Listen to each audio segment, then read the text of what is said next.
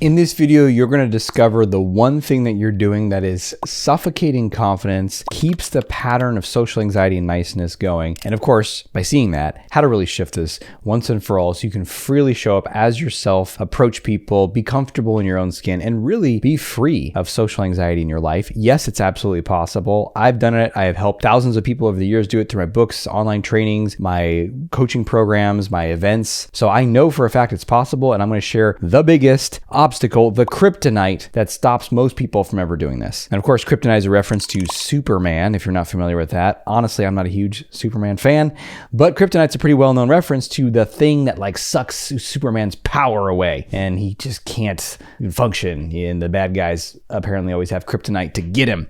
But this is the thing that sucks your power away. And it's not your fear. Sometimes people think, oh, the issue and the reason I have a lot of social anxiety is because I have anxiety and I got to get rid of the anxiety. And if I get rid of the anxiety, then all my problems will be solved. And of course, that makes sense at face value. But really, that's not the biggest obstacle because you can do a lot of things even with fear. In fact, that's the pathway. I talk about mastery of fear with clients, and you don't start day one of building confidence like, I'm no longer afraid, so now I'll go approach that group of people. Haha. Why didn't I just do this sooner, right?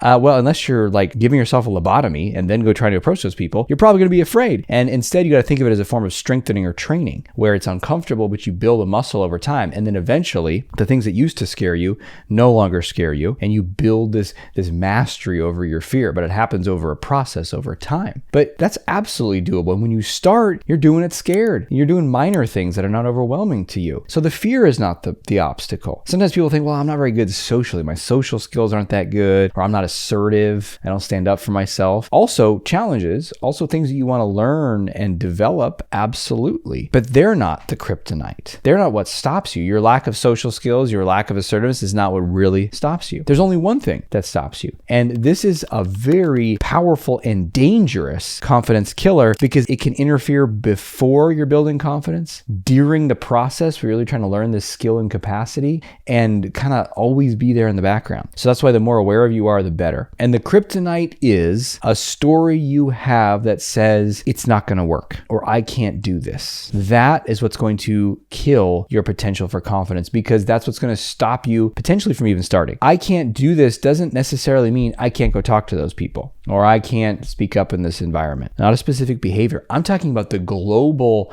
process of developing a more confident version of you, becoming a more confident version of yourself. You say, that's not possible. It's not possible for me. Now, oftentimes this story is veiled amongst other stories. Things like, oh, I've tried things in the past, or I'm not sure it will work, or what if it doesn't work for me? What if I can't change things, right? Those are all circling around and pointing towards a core conclusion though, which is I can't.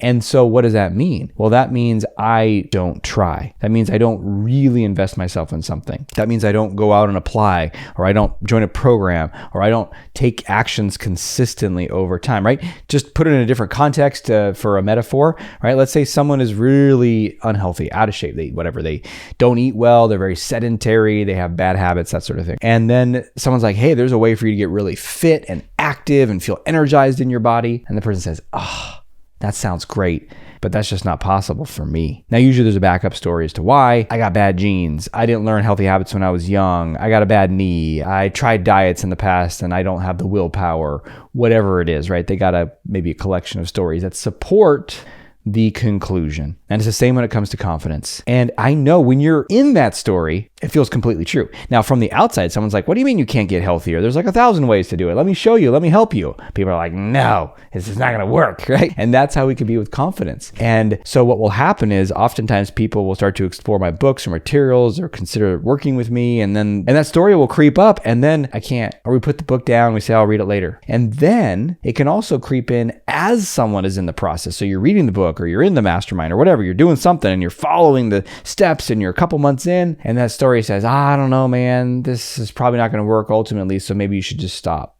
What? I've already made progress. Yeah, but you should just stop. It's not going to work ultimately. It doesn't have to make sense because it's not about truth. This is the voice of your safety police, which wants you to go back to where you were, where it's safe and life feels controlled because you're basically living a downsized, defended life and not really taking very many risks. And the safety police thinks, well, low risk equals staying alive, survival. And it is a survival strategy. And maybe it will help you survive, but it's not going to help you thrive. It's not going to help you live the life that you're really here for. And so it's time for something else. And that means we have to challenge that story. And you don't have to have 1,001 strategies to do that. My favorite one is just defy the doubt. You can't address this. This won't work. This, da, da, da, da. Trust me, guess what? I still have those stories in my head. Now, it's not about that I can't build confidence, but it's about the next thing. It's the next new thing that I've never done before. You can't do this. Now, for me, I have a long story that I could tell you about around chronic pain. If you want to check out my podcast, Shrink for the Shy Guy, just go to my website, draziz.com. Under resources, you can see podcasts there. Just type in pain in the search bar. I have tons of interviews with people, episodes about my own story because it's been such a big part of my life. But I would have told you at one point it's impossible for me to overcome chronic pain. And when it comes to growing in my career, doing things in business, creating things that people want to join, like groups and programs and write books, every single one of those, the voice was like, it's not going to work. You can't do it. And so if I believe that voice, I would just be like, chewing on some kryptonite rocks and we wouldn't be here having this conversation. So you don't have to know. You don't have to be better than you are. You don't have social skills. You don't have to have anything. You just have to have a willingness to defy the doubt. So you say, well, how? Just don't do what it says and stay in that process. And you will. Confidence is a muscle. Just like that, if that person followed healthy habits, their body would get healthier. It might not be as fast as they want, might not be as perfect. There'd be bumps in the road, but progress would be inevitable. And it's the same in developing your confidence. And if you want more support, guidance, a proven pathway to do that, then you can go to my website, Aziz, draziz.com. Check out the mastermind program. That's the fastest way that I know of to radically eliminate social anxiety and become a more confident version of you. So you can find out more about that mastermind and apply as well on my website. Regardless though, whether it's with me or someone else, just know the next time you're telling yourself, I can't do this, that's not truth. That's a propaganda campaign from the party that wants things to stay the same and therefore safe. Beautiful. So until we speak again, may have the courage to be who you are and to know on a deep level that you're awesome. I'll talk to you soon.